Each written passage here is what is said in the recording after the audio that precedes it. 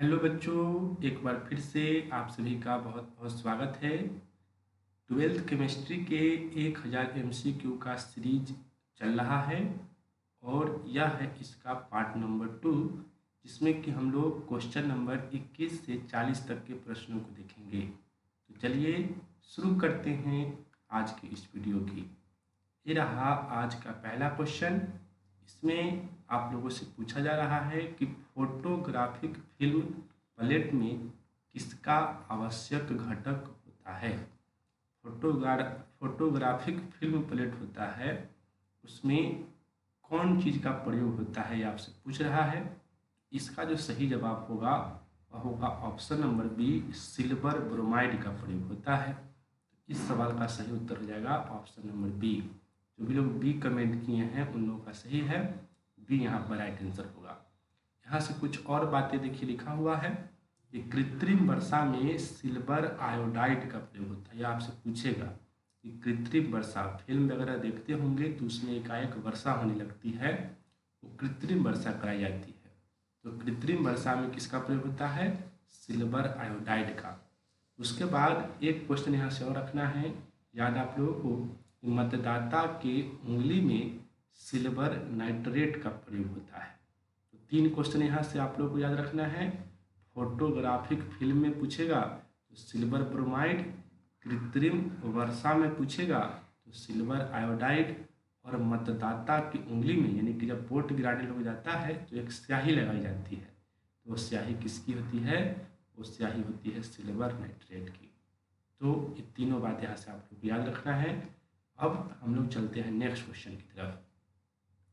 इसमें कहता है कि एंजाइम क्या है। तो एंजाइम जो होता है वह प्रोटीन होता है। एंजाइम क्या होता है? प्रोटीन। तो सी इस प्रश्न का सही आंसर हो गया। अब प्रोटीन से एक क्वेश्चन आपको याद रखना है कि प्रोटीन जो होता है वह अमीनो अम्ल का बना होता है। या क्वेश्चन एग्जाम में आपसे पूछेगा कि प्रोटीन किसका बना होता है, तो अमीनो अम्ल का। रियलिटी यह है कि अमीनो अम्ल का बहुलक होता है प्रोटीन। प्रोटीन बहुलक का एग्जाम्पल है, और बहुलक किससे बनता है? एकलक से। तो प्रोटीन का एकलक हो गया आपको अमीनो अम्ल। तो समझ गए। यहाँ से 2-3 बातें यहाँ याद रखनी है कि एंजाइम क्या है, तो प्रोटीन, और प्रोटीन किससे बना होता है, तो अमीनो अम्ल से, यानी कि अमीनो अम्ल प्रोटीन का एकलक है, और प्रोटीन क्या है, तो यह एक तरह का बहुलक है। अब बढ़ते हैं क्वेश्चन नंबर 23 की तरफ। इसमें पूछ रहा है कि H2SO4 है एक, तो H2SO4 क्या है ये आपसे पूछ रहा है। तो इसका सही जवाब होगा ऑप्शन नंबर ए, द्विभाषमिक अम्ल। H2SO4 जो है वह क्या है? द्विभाषमिक अम्ल है। ये आप लोगों को याद रखना है। इंग्लिश में इसको डाई बेसिक कहा जाता है, डाई बेसिक एसिड। ठीक है। अब हम लोग अगले क्वेश्चन की तरफ चलते हैं। अगला क्वेश्चन में कह रहा है डेटॉल का उपयोग किस रूप में करते हैं। डेटॉल आप लोग उपयोग करते हैं, तो डेटॉल का उपयोग किस रूप में होता है? संक्रमणहारी के रूप में, प्रतिरोधी के रूप में, मलेरिया रोधी के रूप में, या फिर इनमें सभी के रूप में। तो सही जवाब इसका क्या हो जाएगा? सही जवाब होगा ऑप्शन नंबर बी, प्रतिरोधी के रूप में। आपको याद रखना है कि डेटॉल का उपयोग किस रूप में करते हैं? प्रतिरोधी के रूप में। डेटॉल के अलावा सेवलॉन और बोरिक अम्ल, इन दोनों का उपयोग भी प्रतिरोधी के रूप में होता है, और प्रतिरोधी को ही हम लोग एंटीसेप्टिक बोलते हैं। तो समझ गए आप लोग। एंटीसेप्टिक क्या होता है? एंटीसेप्टिक जो है वह सूक्ष्म जीवाणुओं को मारने का काम करता है, और जीवित ऊतकों के लिए हानिकारक नहीं होता है। आपको ध्यान रखना है, यह सूक्ष्म जीवाणुओं को मार देता है और जीवित ऊतकों को हानि नहीं पहुंचाता है। समझ गए। जैसे कोई घाव वगैरह को देखते होंगे, जब डॉक्टर साहब साफ करते हैं तो उसमें कहते हैं कि डेटॉल लगाकर साफ करना चाहिए। तो क्यों? क्योंकि वह उसमें जो घाव में जो जीवाणु रहता है, सूक्ष्म जीव रहता है, उसको डेटॉल खत्म कर देता है और ऊतक को हानि नहीं पहुंचाता है। ठीक है। तो डेटॉल, सेवलॉन और बोरिक अम्ल, ये तीनों क्या है? ये तीनों प्रतिरोधी है, एंटीसेप्टिक है। अब नेक्स्ट क्वेश्चन लेते हैं। नेक्स्ट क्वेश्चन कहता है कि मक्खन क्या है, बहुत ही महत्वपूर्ण क्वेश्चन। तो सही जवाब इसका हो जाएगा ऑप्शन नंबर बी, मक्खन जो है वह पायस है। मक्खन क्या है, पायस, आप लोग को याद रखना है। पायस को इंग्लिश में इमल्सन कहा जाता है। इमल्सन ऐसे ही लिख कर दे देगा आपको, तो पायस इमल्सन याद रखना है, इंग्लिश देख के छोड़ना नहीं है।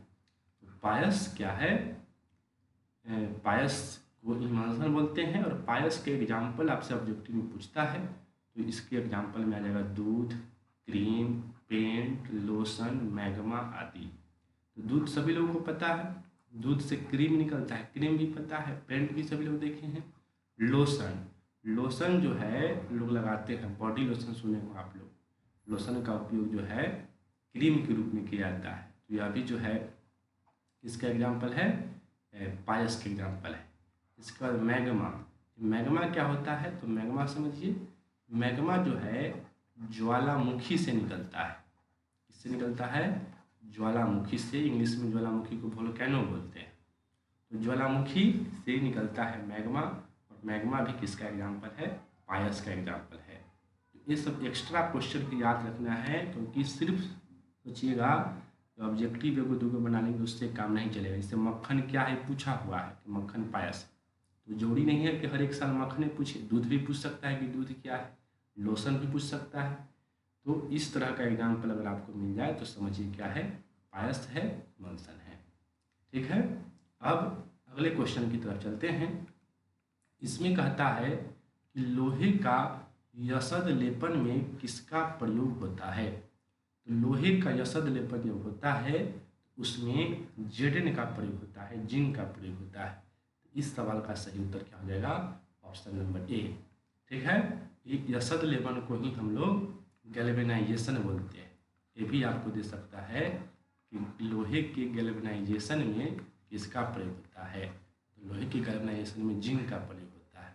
अगर आपसे पूछे कि गैल्वेनाइजेशन क्यों करते हैं, इसका कारण क्या है, तो आप बताएंगे कि गैल्वेनाइजेशन हम लोग लोहे को जंग से बचाने के लिए करते हैं। जंग पकड़ लेता है तो इसी जंग से बचाने के लिए क्या करते हैं, गैल्वेनाइजेशन करते हैं, यशद लेपन करते हैं, और इसमें जिंक का लेप चढ़ाया जाता है। ठीक है, अब बढ़ते हैं क्वेश्चन नंबर 27 की तरफ। क्वेश्चन नंबर 27 क्या कहता है कि सफ़ेद फास्फोरस को किस द्रव में रखते हैं। तो सफ़ेद फास्फोरस को हम लोग किस में रखते हैं, इसको रखते हैं जल। बहुत ही महत्वपूर्ण क्वेश्चन, याद रखना है सब लोग को। सफ़ेद फास्फोरस को हम लोग किस में रखते हैं, जल में रखते हैं। यहाँ से आपसे पूछेगा कि सोडियम, पोटेशियम और लिथियम, इन तीनों को किस में रखा जाता है। तो आपको ये तीनों भी याद रखना है, इन तीनों को किरोसिन में रखा जाता है। अक्सर सोडियम याद रहता है कि सोडियम को किरोसिन में रखते हैं, पोटेशियम और लिथियम याद नहीं रहता है।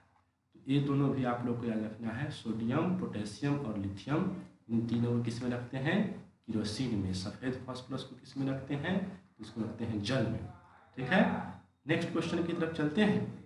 यहाँ से आप लोग के लिए एक CW है, कमेंट वर्क है।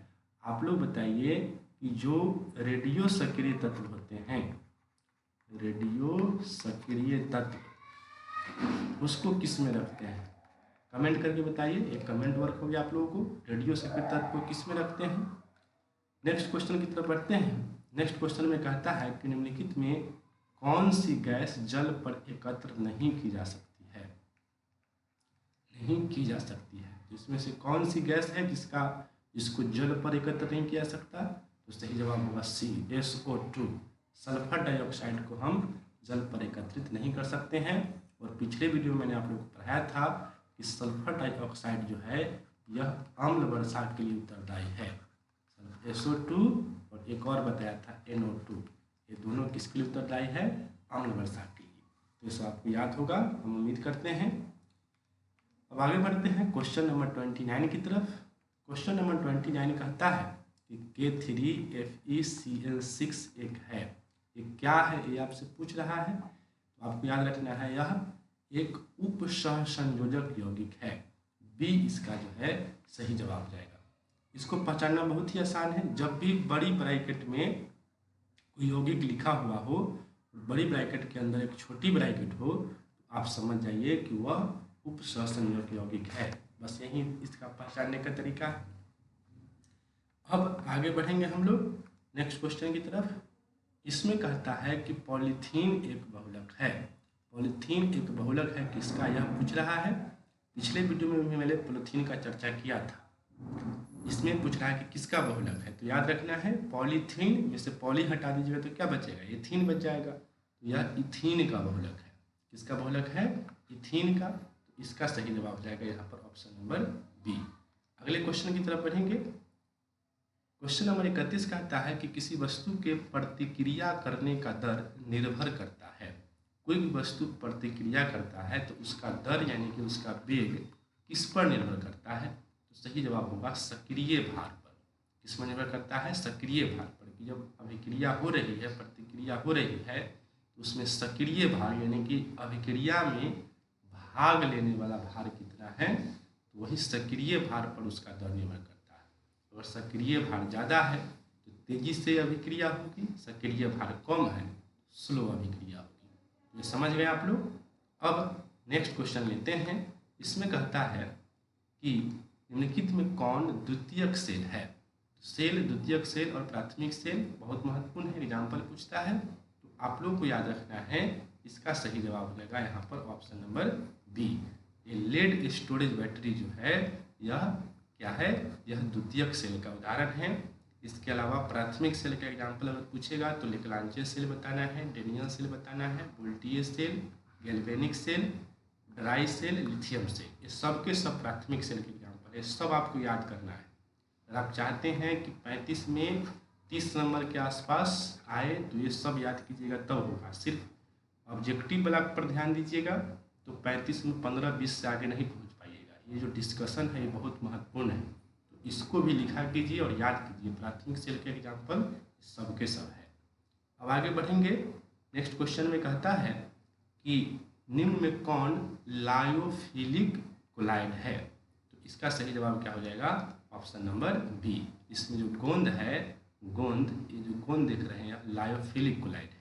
तो देखिए लायोफिलिक कोलाइड के एग्जाम्पल भी मैंने लिख दिया है, प्रोटीन, स्टार्च, रबर, जिलेटिन, ये सब के सब क्या हो गए, लायोफिलिक कोलाइड। ठीक है, गोंद भी आ जाएगा इसमें। और लायोफोबिक कोलाइड अगर पूछेगा तो बताना है आर्सेनिक सल्फाइड, फेरिक हाइड्रोक्साइड और सभी धातु, जो भी धातु है सोना, चांदी, सोडियम, इस सब के सब क्या हो जाएगा, लायोफोबिक कोलाइड। ठीक है, तो ये सब भी आप लोगों को ध्यान में रखना है, इस सब का नोट्स बनाना है।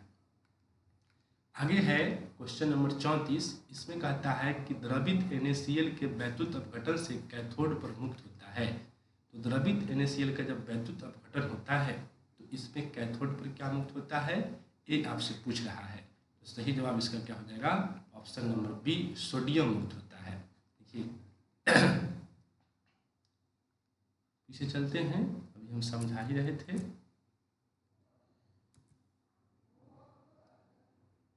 तो चलिए इसको समझिए कि द्रवित NaCl के वैद्युत अपघटन से कैथोड पर सोडियम किस तरह से मुक्त होता है। तो Na पर आप जानते हैं कि प्लस होता है और Cl पर होता है माइनस। ठीक है, तो प्लस वाला हमेशा किसकी तरफ जाता है, माइनस की तरफ। तो कैथोड पर माइनस होता है, इसलिए सोडियम जो है कैथोड पर मुक्त होगा। अगर क्लोरीन पूछता है इसमें, यह किस पर मुक्त होता, यह एनोड पर मुक्त हुआ होता। ठीक है, क्यों, कारण है इसका, क्योंकि सोडियम पर प्लस है और यह माइनस की तरफ जाएगा। क्लोरीन पर माइनस है तो यह किसकी तरफ आएगा, प्लस वाले की तरफ। आप जानते होंगे कि एनोड पर प्लस होता है, कैथोड पर माइनस होता है। अब नेक्स्ट क्वेश्चन ले लेते हैं। इसमें कहता है कि ब्रांज किसका मिश्र धातु है। ब्रांज जिसे कि हिंदी में कांसा कहते हैं, यह किसका मिश्र धातु है, याद रखना है, यह तांबा एवं टीन का मिश्र धातु है। बी इस प्रश्न का सही जवाब होगा। यहाँ से कुछ और मिश्र धातु का चर्चा हमने किया है। ऐसे कि अगर पूछा कि पित्तल किसका मिश्र धातु है तो आप बताएंगे तांबा और जिंक का। पित्तल को पिताजी से याद रखा जाता है, तो पित्तल तांबा और जिंक का मिश्र धातु है। सोल्डर किसका मिश्र धातु है, तो यह सीसा और टीन का मिश्र धातु है। जर्मन सिल्वर यह किसका मिश्र धातु है, यह कॉपर, जिंक और निकेल का मिश्र धातु है। कॉपर, जिंक और निकेल, ये तीनों का मिश्र धातु क्या है, जर्मन सिल्वर। आगे बढ़ते हैं नेक्स्ट क्वेश्चन की तरफ। इसमें कहता है कि वह प्राकृतिक पदार्थ जिससे धातु का निष्कर्षण फायदेमंद होता है क्या कहलाता है? वह प्राकृतिक पदार्थ जिससे धातु का निष्कर्षण फायदेमंद होता है उसको हम लोग अयस्क कहते हैं। क्या कहते हैं? अयस्क। तो इसका आंसर क्या हो गया? Option number A.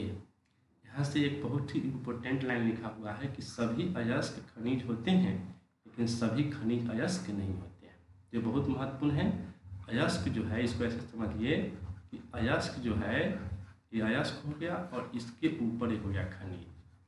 ठीक है, तो जितना भी अयस्क है वो सब खनिज के अंदर आ रहा है, लेकिन जो सबके सब खनिज है वह अयस्क के अंदर नहीं आ रहा है। तो याद रखना है सभी अयस्क खनिज होते हैं लेकिन सभी खनिज अयस्क नहीं होते हैं। नेक्स्ट क्वेश्चन लेते हैं।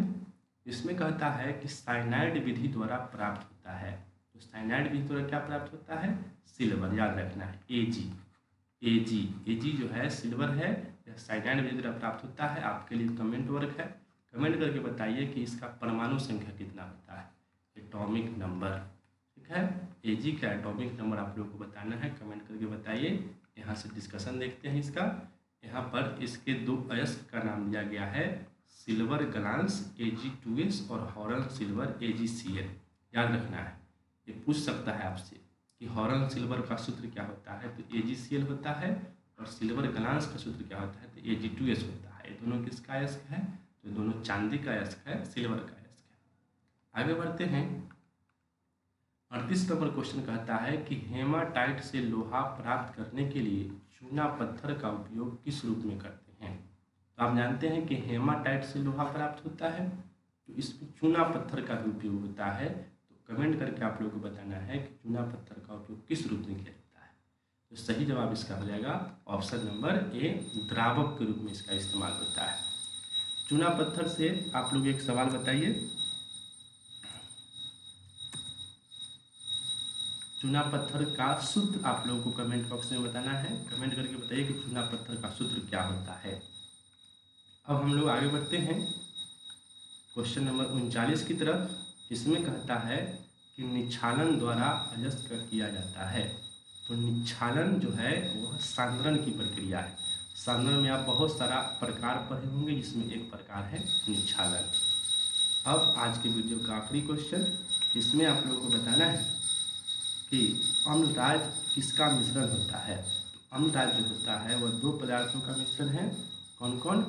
एक है इसमें नाइट्रिक अम्ल और दूसरा हाइड्रोक्लोरिक अम्ल। इस सवाल का सही जवाब हो जाएगा ऑप्शन नंबर सी। ठीक है, और ये जो अम्लराज है इसमें HNO3 यानी नाइट्रिक अम्ल और HCl का रेशियो अगर पूछेगा तो 3:1 बताना है। ठीक है, HNO3 3 के अनुपात में और HCl 1 के अनुपात में रहता है। तो मैंने गलती बता दिया, उल्टा होता है, ये इस पर विश्वास नहीं कीजिए, ये इस तरह से होता है। ए होता है 1 और HCl होता है 3, 1:3। ठीक, तो इस तरह से इस वीडियो को हम लोग समाप्त किया और यहीं पे ये वीडियो ख़त्म हो गया और हम लोग मिलते हैं नेक्स्ट वीडियो में। तब तक के लिए धन्यवाद।